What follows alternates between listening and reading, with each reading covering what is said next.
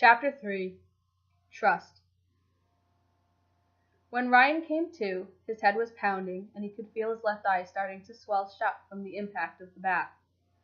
He attempted to move to touch it, but his hands wouldn't comply, and he quickly came to the realization that he'd been secured to a hard wooden chair with duct tape, holding his arms by his sides and his legs firmly against the legs of the chair. He was still in the lumberyard warehouse, facing one corner, but the light inside the room seemed to suggest it was well into the day already. His shoulder stung badly, and it was still in need of stitching to heal properly. "Jeff, what the fuck?" Ryan called out once he'd found his voice. "I'm getting real tired of being unconscious, and I'm not real comfortable with being the guy in the chair." Jeff had situated himself behind Ryan, just out of view. "Sorry, Ryan. You're too dangerous to leave loose if I don't know if I can trust you. You understand, right?" The proximity of the response made him jump. "No, I don't understand. I've done nothing wrong." Panic was starting to settle in, and Ryan was fighting to keep it at bay. Jeff's voice had taken on that authoritative tone he got when planning heists. "We don't know that for sure. You went soft on Jeremy. I've never seen you go soft." Ryan was vaguely offended. "He's one of us. Not some hired goon or rival crew member. I had to give him a chance." Jeff scoffed and limped around, his sleepy, dark blue-gray eyes meeting Ryan's. "A chance? You just let him go. We trust you to get information, then you should trust me. I was getting the information. I believed him, Jeff." Ryan turned his eyes to meet Jeff's. If it weren't for the face paint, they would have looked genuine and pleading. Shame it didn't translate, and he just looked frustrated, the burst blood vessels in his left eye making it look even less sincere. Jeff sighed, rubbing his face with both hands, upsetting his perfectly groomed mustache and then twisting it back into place pensively. Ryan switched tactics. "Look, if we did anything, especially if we were in it together, would we have even come back here?" Jeff seemed to have already considered this. Maybe you needed to finish the job. Maybe he hadn't planned on you getting shot when you got all trigger-happy during the heist. Ryan's eyes widened, suddenly remembering the stranger in the alleyway. "That's not how I got shot." Jeff looked at him skeptically, his eyebrows twitching upwards. "Oh no? There was a guy in the alley. He shot at Jeremy, and I flanked him. But he shot at me. Jeremy took him out." Ryan closed his eyes, recollecting the blur of the heist. "I got his wallet. It's in my jacket." Jeff was still looking skeptical, but gestured to Jack, who retrieved Ryan's jacket, now caked with dried blood. He shrugged as he handed it to Jeff, and shot a worried look at Ryan before moving out of view again. There was that panic again.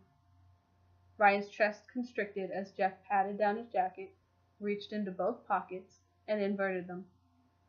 Nothing. "Jeff, are you sure you want to go down this path, Ryan?" "No," Ryan thought miserably. "It was there, Jeff, I swear." Jeff cocked an eyebrow at how honest Ryan sounded. "Did, any chance Jeremy saw you take it?" "Shit. Did he want to throw Jeremy in it?" Jeff would be nowhere near as lenient as he was being with him now. Ryan didn't know how Jeremy'd stand up to being tortured, and he knew Jeff would make him do it too. His stomach twisted again. "No." As soon as the word passed his lips, he wished he hadn't said it. The look on Jeff's face was pure disappointment, that of a father who knows his son just lied right to his face. "You're a terrible liar, Ryan. Jack, check the stuff Jeremy was packing. See if you can find anything." Ryan carefully avoided making eye contact, keeping his head bowed and his eyes fixed at Jeff's feet. Jeff waited until Jack had left the room before awkwardly squatting down on his good leg to Ryan's eye level. "All right, buddy, what's going on here? You know I hold you to a higher standard than the rest of these idiots. Why are you lying for little Jay?" Jeff asked, surprisingly gentle. He saved my life. The realization fully hit him then. Jeremy really had saved his life. Multiple times. But then again, so had most of the crew on one occasion or another. And he'd done the same for them. Jesus, Ryan, it's not like we're gonna kill him. Why is it always straight to murder with you? Jeff grinned a little, and Ryan huffed an uneasy laugh. But seriously, you've known him what? Maybe a year? A year and a half? How long did it take for you to trust us like that? Jeff had a point. It had taken nearly 3 years for Ryan to start to trust the crew enough to even stop wearing the mask around them. They'd presumed it would take just as long for him to trust Jeremy, especially after Ray left. They didn't talk about Ray anymore. Ryan suddenly sensed he might be able to wrench the upper hand. Are you jealous, Jeff? He asked, trying for his usual cheeky demeanor, but again, it came out with a hint of malice, becoming somewhat lost in translation through his battered appearance. Jeff was immediately back on guard and rose with a grimace to his feet. Hey, fuck you, Ryan. For all I know, you could have been a traitor from the beginning. You hired me. I went through multiple interviews. Ryan sounded hurt. Yeah, and I still hardly knew anything about you. You're the shadiest motherfucker I know. Why am I so shady? Jeff laughed callously. Aside from the mask, the face paint, the killing sprees. Let's see, Ryan, what have you done to make you seem suspicious? One, you started killing everybody. To be fair, that's not out of the ordinary, Ryan interrupted. Jeff continued. You announced, that's it, everybody dies. He went on before Ryan could get a word in, counting off on his fingers. 2, you got out of the car as soon as I got shot. I was pissed. I wanted to find the asshole who shot you. 3, you disappear and reappear, shot and unconscious, and Jeremy is about to leave you here, where Jack says you could have died. Jeff's voice, although enraged, was tinged with concern. To be fair, I think that should count against my suspiciousness. That's not even a word, Ryan. Pretty sure it is. Jeff tried to get back on topic. But then you go and defend him. You lied for him. To me. And that's what makes me think, Ryan, that this guy, who you're supposed to barely know, well, maybe you know him better than we thought you did. Ryan tried his hand at humor again, knowing it was his best chance at disarming Jeff. Kinda sounds like you're implying I've been fucking him. Jeff was amused, but unfazed. Have you? Because I'd be a whole lot more comfortable with that than the alternative. Which is, you're both traitors, Jeff said, with all the weight it implied. It wasn't lost on Ryan, and he felt his chest tighten in panic. I feel bad for him, Jeff. He's taken a lot of shit from us, from the other gangs. He's scared, and I felt bad. You felt bad for him? Enough to risk your life and our crew.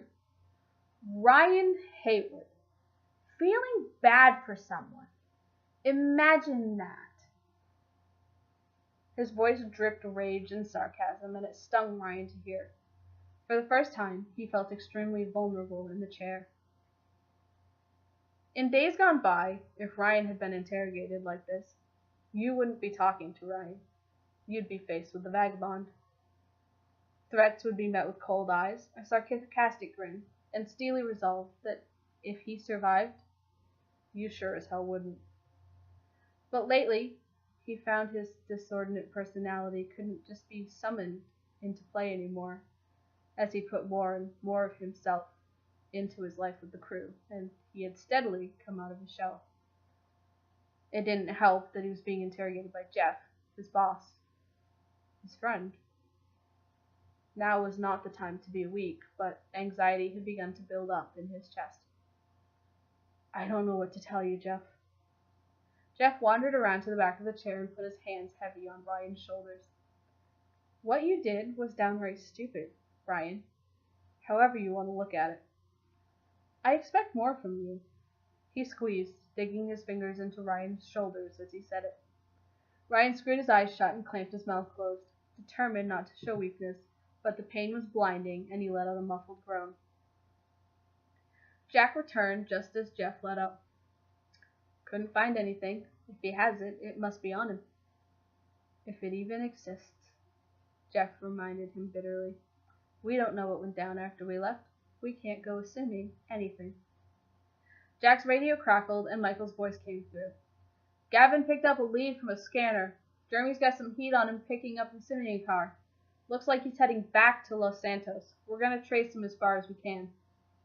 Good job, Michael. Keep us updated, Jack radioed back. Jeff looked back at Ryan. Are you sure there's nothing else you want to tell us? He said very slowly and deliberately. Ryan put on his best shit-eating grin, smiling through clenched teeth. He knew it'd make little difference at this point. Sure am. Jeff sighed heavily.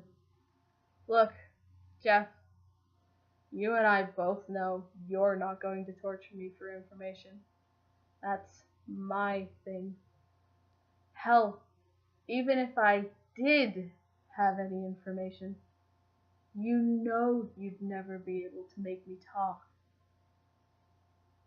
Jeff motioned to Jack, and a large shiny roll of duct tape flew across the room, where he easily caught it. Oh, I know. I don't need you to talk just yet. Then what the fuck? Shut your mouth, Ryan. Jack's deep voice behind him startled Ryan, and suddenly the baseball bat was against his throat. Jack forcing his head up and back, jaw clenched. I'm going to tell you something, but I don't want any interruptions, okay? I just want you to process this. Jeff ripped off a long piece of duct tape and raised an eyebrow at Ryan as he taped his mouth shut, with no protest thanks to Jack's bat firmly against his jaw. With Ryan now effectively gagged, Jack let up a little and Jeff continued. When Caleb was patching me up, I made a few calls to some of our contacts, see if anyone knew anything about how the cops got tipped off about the heist. Because they were definitely tipped off. I eventually got word from Kovic that Jeremy used to run with them. Doubled for Kovic on dangerous jobs sometimes. Suppose he kind of looks like him if you don't have a height reference. Anyway, he was supposed to be a plant in our crew, so that Funhouse could keep an eye on us. Supposedly, he left them when he got promoted from B team to full-time fake AH crew. Ryan's mind raced, so Jeremy had been with another crew, but that didn't mean he was still with them or that he defected at any point. He raised an eyebrow as if to say, so what, but Jeff was way ahead of him. I know that you're thinking what you're thinking, and I agree. No, that doesn't make Jeremy a traitor, and Funhouse are technically allies, for now. But you have to admit, we don't know him as well as we thought we did. Jeff paused, giving him time to process the new information. Jack's bat was still at Ryan's throat, and he was acutely aware of that fact. Ryan could see Jeff studying his reactions, and instinctively he became overly cautious to hide any kind of response. He was so used to the give-him-nothing tactic he'd so often been on the receiving end of that he didn't even pause to consider it might be more incriminating to him now. He nodded once, curtly. Jeff's eyes traced his face, scrutinizing in his gaze. He shook his head, knowing Ryan was shutting him out. Damn it, Ryan. He turned around and limped off, leaving Ryan gagged and bound in the corner. Leave him to mull it over for a while. Jack shrugged, releasing his headlock on Ryan, who immediately cracked his neck in response. Instinctive intimidation tactics. Ryan, Jack said softly, despite not moments ago threatening him. You're still really hurt. You need to calm down. If there's anything you can tell us, just give it some thought. Please." The look on his face was genuine concern, but for some reason, it made Ryan uncomfortable. Jeff called out from the annex, "Come on, Jack. We have some more calls to make."